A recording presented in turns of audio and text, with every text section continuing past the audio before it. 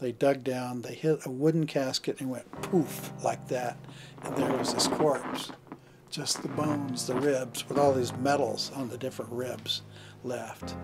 And she said at that point her little dog jumped down into the tomb and grabbed Horace Tabor's tibia, then leapt out of the tomb and ran all over what's now Cheeseman Park with this bone. And have you ever tried to catch a dog with a bone? They never did, so Horace Tabor lies tibialess at Mount Olivet Cemetery.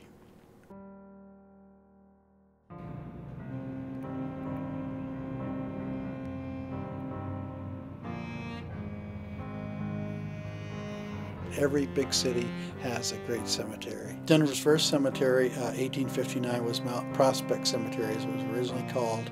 Then in 1876, Denver gets its first really fine cemetery, a garden park cemetery with circular drives and landscaping. It looks like a beautiful city park at Riverside along the Platte River in North Denver.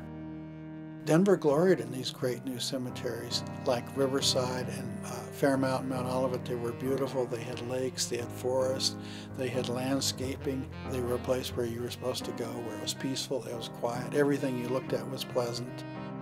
They were really Denver's first parks. Fairmount is established out at Quebec, South Quebec and East Alameda Avenue, southeast Denver, which of course is the fashionable trendy section. And a lot of people are moved, even in death, they're moving from Riverside, which is industrial North Denver, out to fashionable southeast Denver. And those are still the great old cemeteries in Denver. Mount Prospect, now Cheeseman Park, and Botanic Gardens, Riverside, Fairmount, and Mount Olivet.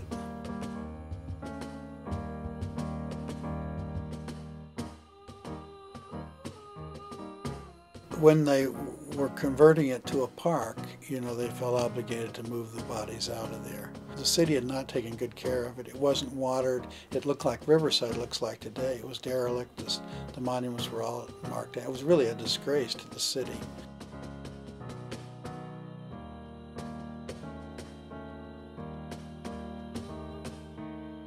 Riverside, which is now owned by Fairmount, has run out of water and run out of funding, so it's a dying cemetery. It's really sad to see today as these huge trees die and they're cutting them down.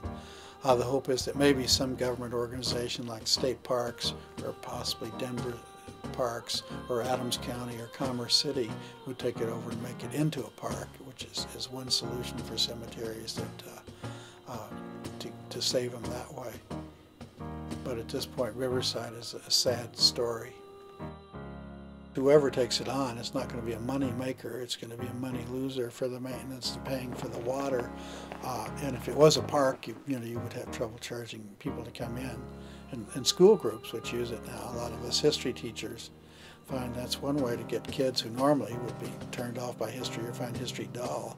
If you get them out to a spooky old cemetery and they see the tombstones and the mausoleum, somehow they want to know who that person is and what they did in their life and how they died. And so it's a great teaching asset.